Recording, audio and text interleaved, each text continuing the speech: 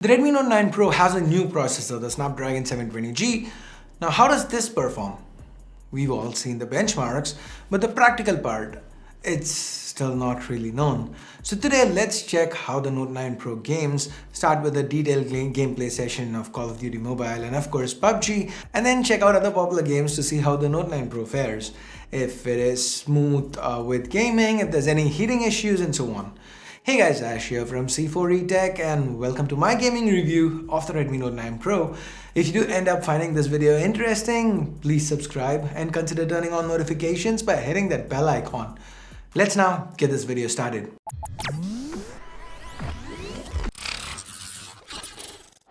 So first, Call of Duty Mobile. This is a very well optimized title. So we went in expecting great results. With the default settings, that is graphic quality set to medium and the frame rate at high, we faced no problems whatsoever. The 720G kept churning out frames and we kept churning out kills, which is why for our next match we decided to up the ante. With the graphics quality set to very high and the frame rate still at high, the gameplay became a bit choppy. It was still playable, yes, but we wouldn't recommend it for a fast-paced online shooter like this. The experience, it wasn't quite there. The controls felt a bit sluggish. You can see us struggling to aim here. Checking the temps, it seems like the screen got up to a max of 33 degrees Celsius, while the back went a degree more. We are off to a pretty good start here. Of course, as promised, next up PUBG.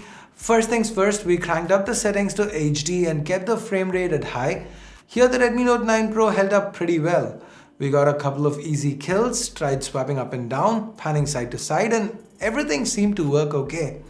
However, once a bit of time passed and we headed into the more populated areas of the map, we noticed a few occasional frame drops creeping into the gameplay. It was very minor like here when aiming for the head, but as you guys can see, we were still able to get the kill. So the game still remained very playable even at HD. Next we went to settings, set the graphic details to smooth and the frame rate to ultra, because it's worth noting that the extreme setting is not available here on the Note 9 Pro. Anyway, we jumped into another game. We got to test out how smooth our aim felt pretty much at the beginning of the game itself, since two enemies caught us by surprise. And yep, with the graphics lowered, aiming felt a lot smoother. At smooth, we were getting a much better experience with more consistent frame rates. We even decided to hop onto a bike first and then a car to see if moving fast would lead to frame rate drops, but no, the Redmi Note 9 Pro held on steady. So after almost 30 odd minutes of PUBG, we decided to check the temperatures here. It was 40 degrees around the top of the phone, both to the front as well as the back, but the average temps were around 38 degrees. Not too bad since we've been gaming for quite a while now, right? So next on our list, Ace Force Joint Combat. Well, this one isn't as graphically intense as say PUBG or even Call of Duty. It still has nice pleasing visuals and the gameplay itself is really tight. Maneuvering a fighter plane in a dogfight, especially with a virtual joystick, it can get pretty tough. But the Redmi Note 9 Pro, it didn't disappoint.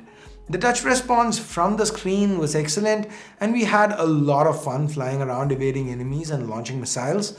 At the end of our gaming session, we checked the temps and it seemed like the maximum had gone down by a degree. The top of the phone was 39 degrees, while the back it was still touching 40, especially near the camera module.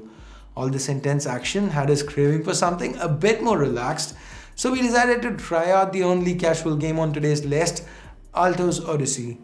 The graphics here are pretty simple, so is the gameplay. It's a reaction-based game where we have to jump over obstacles, and playing it on a large 6.67-inch Full HD Plus screen, it felt good. We also loved how the simplistic backgrounds here came to life thanks to the punchy colors of the IPS panel. Finally, taking a look at the temperature, we can see that the phone has cooled down quite a bit. We have 38 degrees at the top of the screen and mostly 36 degrees are up front. Flipping it over, we have 39 near the camera module and mostly 37s and 36s on the lower back.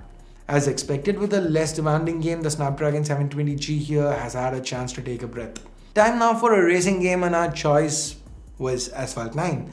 We played a couple of races. It's a really pretty game with loads of detail. There's reflection on the car, on the windows of the car, reflections from water on the road, gravel flying all around, lots of particle effects going on. It's an intense workout for the Adreno 618 GPU here. That's the same GPU as on the Snapdragon 730G, but on the Redmi Note 9 Pro it's clocked at 750 MHz. It seems to be up to the task as we didn't really face any major issues with Asphalt 9. There were a few jitters after a while of continuous gaming, but it wasn't something that distracted us a whole lot or took away anything from the gameplay experience. Interestingly, it seems like the Redmi Note 9 Pro is running cooler now. We have a max of 37 degrees on the front as well as the back. Looks like whatever cooling solution Redmi is using here, along with a smaller and more efficient 8nm manufacturing node, is helping with the heat dissipation. The final game on today's list, Fortnite. Now Fortnite can be pretty demanding even on high-end hardware, so I was quite excited to see how the 720G would handle it. By default, we have it on medium graphics and the 3D resolution set to 75%. At this level, the game remained very smooth, no noticeable frame drops. Once more, we got a few kills. The assault rifle as well as the shotgun came in handy. We even tried the in-game building mechanics and that too worked flawlessly. As expected though, this one did heat up the phone quite a bit. The front and back both touched 42 degrees, the highest we've seen so far. At this point, the glass back did start feeling a little warm to touch. Now, it wasn't anything serious enough to force us to stop playing or something. So don't worry about the heating here. It's perfectly normal. One software feature that we must mention here is Game Turbo. This is MIUI 11's game mode. Other than the usual performance improvements for all games, it's got some special features as well. We didn't really use them since we found the touch and tap sensitivity as well as the touch areas to be fine by default, but the options are there in case you want to modify them.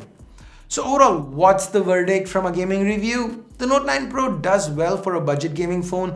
It manages to keep the heat under control fairly well, and if you're willing to sacrifice a bit on visual fidelity on the graphics, then the gameplay here, it can be very good. It can be top-notch even. Even with the higher graphic details, most games remain playable, but there are going to be a bit of frame drops, a little bit of lag, and we're going to have to contend with this from time to time. Now there is one major thing that we didn't really touch upon, and that's battery life. How did that massive 50-20 milliamp hour battery on the Note 9 Pro hold up? Well, for that I'm gonna make you wait because I have a dedicated battery drain test coming up for you guys soon, and we'll talk exact numbers there. But here's a spoiler. This 8nm 720G absolutely sips battery. Even while gaming, it's pretty efficient. Now, if you guys have any more questions regarding the Note 9 Pro, please feel free to drop them in the comments below. Also, if there's any other Note 9 Pro video that you'd like to watch, leave a suggestion down below and I will try to make it happen. And with that, we get to the end of this video. Thumbs up, thumbs down based on whatever you felt about it. Subscribe, turn on notifications by hitting that bell icon if you haven't yet. And thanks a lot for watching. Till next time, my name's Ash. You've been watching C4 Retech, and I'm signing off for now. You guys have a great day. Bye-bye.